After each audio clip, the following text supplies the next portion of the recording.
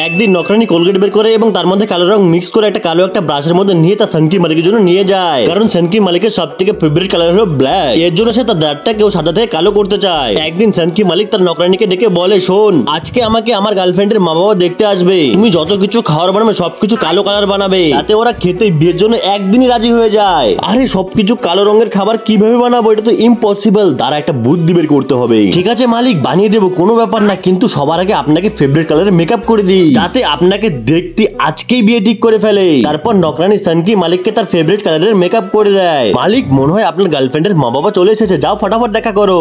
নমস্কার মা বাবা। আরে এটা আবার কারা, বাড়িতে ভূত, ভাগো।